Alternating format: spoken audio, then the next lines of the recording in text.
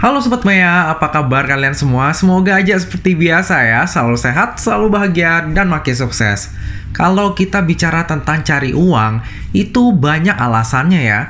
Salah satu alasan kita mencari uang itu adalah agar kita bisa makan makanan yang kita sukai. Saya sendiri paling suka makan pempek dan bakso. Kalau ditanya apa alasannya, saya sendiri juga nggak tahu.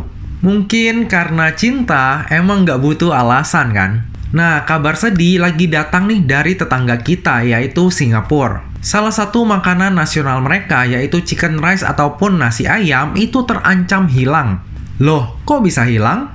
Iya, karena terjadi krisis ayam setelah Malaysia itu berhenti ekspor di bulan Juni 2022 akibat kenaikan harga dan juga terbatasnya suplai ayam.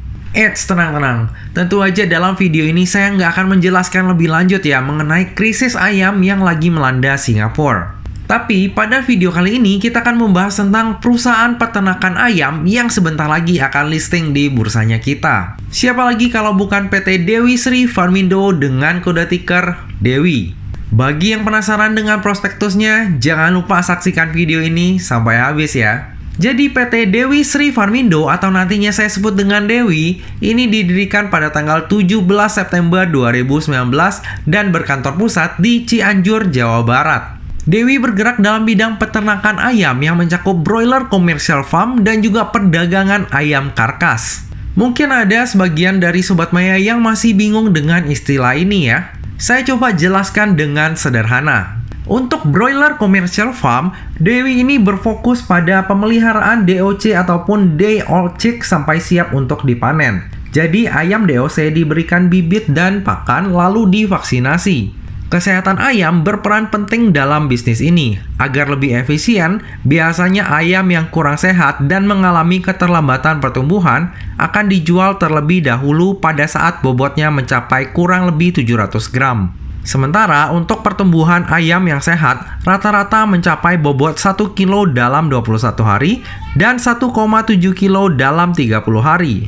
Untuk peternakan ayam Dewi ini terdiri dari 5 kandang yang berlokasi di Kampung Cimenyan, Cianjur, Jawa Barat. Lalu untuk perdagangan ayam karkas, di sini maksudnya adalah perdagangan bagian tubuh ayam yang memiliki nilai ekonomi tinggi yang tentunya berkualitas dan layak untuk dikonsumsi. Jadi secara sederhana, pembelinya itu udah tahu beres karena udah disembeli duluan oleh produsen. Nah, contoh-contoh karkas yang dijual oleh Dewi adalah sebagai berikut. Lalu berikut ini adalah breakdown dari penjualannya Dewi berdasarkan segmentasi bisnisnya. Jika kita lihat dari data ini, perkembangan usaha Dewi lumayan bagus ya. Dari semenjak berdiri di tahun 2019, penjualan Dewi ini baik dari segmen penjualan karkas ataupun ayam broiler komersial itu selalu naik dari waktu ke waktu. Bahkan di tahun 2021, penjualan Dewi ini naik hampir 4 kali lipat. Coba kita lanjut mengintip laporan laba ruginya ya. Ternyata dari semenjak berdiri, Dewi ini selalu membukukan laba. Terakhir, di tahun 2021, Dewi mengantongi laba sebanyak 6,4 miliar. Namun, per kuartal 1 2022, laba Dewi ini agak berkurang ya. Hal ini salah satunya disebabkan karena meningkatnya beban umum dan juga administrasi. Jika kita bedah untuk beban umum dan administrasinya, kenaikan ini terutama disebabkan oleh meningkatnya pos gaji dan juga tunjangan. Mungkin karena pelan-pelan untungnya mulai banyak, makanya pos ini pun ditingkatkan. Sebenarnya hal ini masih wajar-wajar aja. Tapi semoga aja setelah IPO, Dewi ini tetap berfokus pada efisiensi sehingga kinerjanya dapat meningkat dari waktu ke waktu. Nah, tadi adalah sekilas background dan juga kegiatan bisnis dari Dewi. Sekarang coba kita lanjut melihat siapa sih pemegang sahamnya. Nah, untuk pemegang saham dari Dewi ini ada 5 ya Sobat Maya. 1 corporate dan 4 individu. Sementara untuk pengendali dari Dewi ini adalah Bapak Aditya Fajar Junus yang sekaligus menjabat sebagai Direktur Utama dari Dewi. Lalu kita lanjut ke struktur IPO-nya. Dalam IPO ini sebanyak-banyaknya 700 juta lembar saham atau mewakili 35% dari modal ditempatkan dan disetor penuh yang akan ditawarkan kepada masyarakat. Harga penawarannya sendiri berkisar antara 100 hingga 110, sehingga dana yang akan diraup dari IPO ini adalah sebanyak-banyaknya sebesar 77 miliar. Nah, dana IPO ini nantinya akan dipergunakan untuk tujuan-tujuan sebagai berikut. Tujuan yang pertama adalah sejumlah 7,4 miliar dipakai untuk pembelian tanah afiliasi milik Aditya Fajar Yunus yang sekaligus adalah direktur utama dari Dewi. Rencananya di tanah ini akan dipakai untuk pembangunan rumah potong ayam untuk meningkatkan kapasitas produksi. Lalu tujuan yang kedua adalah sejumlah 3,6 miliar akan digunakan untuk pembelian tanah non-afiliasi yang rencananya akan dipakai untuk pembangunan broiler commercial farm. Lalu yang ketiga itu sekitar 6,5 miliar itu akan digunakan untuk pembangunan fasilitas rumah potong ayam di atas tanah afiliasi tadi ya yang udah dibeli di tujuan yang pertama. Lalu untuk tujuan yang keempat adalah sekitar 9,9 miliar itu akan digunakan untuk pembangunan fasilitas broiler commercial farm di atas tanah non-afiliasi yang udah dibeli di tujuan yang kedua tadi. Lalu yang terakhir adalah sisanya akan digunakan untuk modal kerja yang akan digunakan untuk pembelian ayam DOC dan juga pembelian ayam karkas. Untuk tujuan IPO-nya Dewi lumayan bagus ya, sebagian dana dipakai untuk ekspansi usaha. Walaupun transaksinya ada sebagian yang transaksi afiliasi. Dengan rencana penggunaan dana IPO tersebut, diharapkan kapasitas produksi dari Dewi itu akan semakin meningkat dan tentunya akan berdampak positif terhadap kinerjanya. Nah, untuk jadwal dari IPO-nya Dewi adalah sebagai berikut. Untuk masa penawaran awal ataupun book building-nya itu adalah dari tanggal 27 hingga 29 Juni 2022. Lalu untuk masa penawaran umum ataupun offering-nya dari tanggal 11 hingga 13 Juli 2022. Dan rencananya akan listing di bursanya kita pada tanggal 15 Juli 2022. Jadi dari video ini diupload hingga ke masa offeringnya itu masih cukup banget ya waktunya ya. Jadi Sobat Maya bisa mempertimbangkan nih apakah nantinya akan membeli IPO-nya Dewi ini atau enggak. Dan kalau misalnya saya lihat sekilas ya jadwal dari IPO yang tersisa, Dewi ini mungkin akan listing sendirian nih tanpa adanya gangguan IPO lain. Tapi tentunya itu kalau IPO-nya Dewi ini enggak molor ya. Oke, lalu coba kita lihat siapa sih underwriter dari IPO-nya Dewi ini. Ternyata yang menjadi underwriter dari IPO-nya Dewi ini adalah KGI Sekuritas Indonesia dengan kode broker HD dan juga Bina Arta Sekuritas dengan kode broker AR. Untuk HD udah beberapa kali mengawal saham IPO ya. IPO terakhir yang dikawal oleh HD itu adalah ASA. Jika kita lihat track recordnya, HD ini lumayan ngeri-ngeri sedap ya. Dari 5 saham yang udah dikawal IPO, itu ada 3 saham yang arahnya itu minimal 3 kali, sementara ada 2 saham yang ARB. Lalu untuk AR, ini jarang banget ya mengawal saham IPO. Terakhir itu di tahun 2020, AR ini mengawal saham IPO BBSI yang berhasil arah hingga 2 kali. Menurut saya, kombinasi dari kedua underwriter ini cukup menarik untuk disaksikan. Apakah akan arah berjilid-jilid atau malah ARB nih, seperti TACE dan juga OBMD? Yang jelas, jangan lupa untuk membatasi resiko ya, jika udah nggak sesuai planning. Oke, kita lanjut melihat dari sisi laporan keuangannya. Dari sisi aset, terjadi peningkatan dari tahun ke tahun. Peningkatan terbesar terjadi di tahun 2021 ya. Dari aset sejumlah 11,4 miliar di tahun 2020 melesat menjadi 85 miliar di akhir tahun 2021. Peningkatan ini terutama disebabkan oleh adanya peningkatan aset tetap dan properti investasi, yang ternyata jika ditelusuri lebih lanjut berasal dari penambahan modal di setor, yaitu inbrand berupa tanah dan bangunan dari para pemegang sahamnya. Kita lanjut ke bagian liabilitas ya. Dari sisi liabilitas juga terjadi peningkatan dari tahun ke tahun. Liabilitas sejumlah 463 juta di akhir tahun 2019 terus bertumbuh hingga menjadi 12 miliar di akhir tahun 2021. Peningkatan ini terutama disebabkan oleh adanya utang bank jangka pendek dan juga utang bank jangka panjang yang diperoleh dari Bank OK Indonesia. Oke, kita lanjut ke laporan ekuitasnya. Dari sisi ekuitas, terjadi peningkatan yang signifikan di tahun 2021.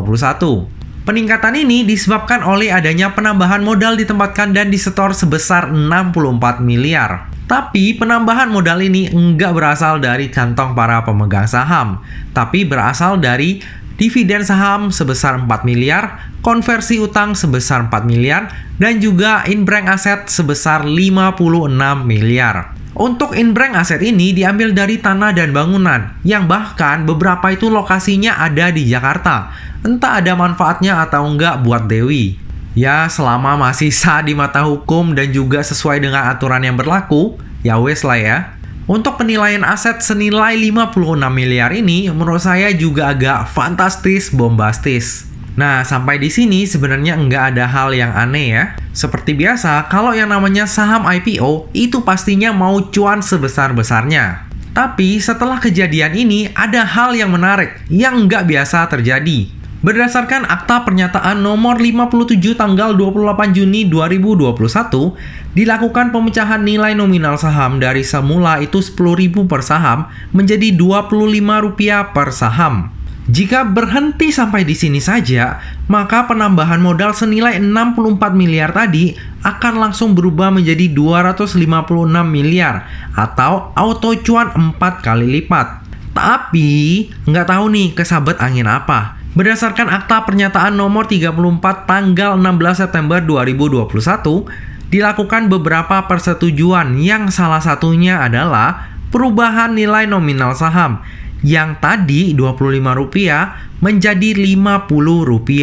Sehingga 64 miliar tadi hanya akan berubah menjadi 128 miliar alias cuan 2 kali lipat. Tanya kenapa? Saya sendiri nggak tahu apa alasannya. Jadi kalau ada Sobat Maya yang tahu alasannya, boleh bantu share di kolom komentar ya. Nah, karena adanya penyetoran modal sebelum IPO, maka pemegang saham lama dilarang untuk mengalihkan ataupun menjual kepemilikan sahamnya 8 bulan semenjak Dewi ini listing di bursanya kita. Alias ada lock period selama 8 bulan. Nah, bagi Sobat Maya yang concern terhadap daftar efek syariah, jika kita lihat dari sektor usaha dan juga sisi rasio hutangnya, maka Dewi ini kemungkinan besar akan masuk ke dalam daftar efek syariah. Namun untuk lebih pastinya, kita tunggu aja ya pengumuman resminya. Nah, dengan kinerja Dewi yang baru berdiri sekitar 3 tahunan, kira-kira valuasinya di harga IPO menarik nggak ya? Oke, daripada bertanya-tanya, langsung aja kita hitung valuasinya. Nah, kalau kita lihat dari tabel berikut, untuk valuasi Dewi ini itu tergolong wajar ya, nggak terlalu mahal, tapi juga nggak murah. PER-nya di tahun 2021 sebesar 22,29 kali, sedangkan PBV-nya di 1,98 kali. Sementara jika kita lihat di tahun 2022, PER-nya malah meningkat ya, karena jumlah sahamnya emang meningkat, dan juga kalau misalnya kita hitung earning-nya secara annualized, itu malah lebih kecil ya dibandingkan tahun 2021. Nah, sedangkan untuk PBV-nya itu jadi lebih murah ya, yaitu di 1,46 kali. Nah, kita akan coba nih bandingkan valuasinya dengan perusahaan di sektor yang sejenis. Di sini saya ambil contoh Main, WMUU, dan juga SIPD. Sebenarnya ini sama sekali nggak apple to apple ya, karena size-nya Dewi dengan Main, WMUU, dan juga SIPD itu jauh banget. Agak heran juga sih sebenarnya kok nggak masuk ke papan akselerasi. Tapi ya udahlah ya, kita jalanin aja. Nah, jadi ternyata jika kita bandingkan dengan perusahaan di sektor yang sejenis, valuasi Dewi ini masih masuk akal banget ya. Malah bisa dikatakan Dewi ini secara valuasi bisa bersaing dengan perusahaan lain yang udah listing duluan di bursanya kita. Lumayan menarik. Nah, dari tadi udah banyak hal yang kita bahas, sekarang tiba juga kita ke bagian kesimpulan. Kesimpulan yang pertama, kinerja Dewi yang baru berdiri di tahun 2019 cukup memuaskan. Begitu berdiri langsung dihantam pandemi dan masih bisa survive, bahkan berhasil mencetak laba. Hal ini patut untuk diapresiasi. Secara valuasi, Dewi ini juga nggak mahal ya untuk ukuran saham IPO. Cuma yang perlu diperhatikan adalah porsi kepemilikan yang ditawarkan kepada publik itu gede banget ya, 35%. Kalau saham yang ditawarkan kepada masyarakat sebesar ini, maka ada kecenderungan ini exit strategi. Karena kalau perusahaannya beneran bagus, ngapain lepas sebesar itu kepada masyarakat?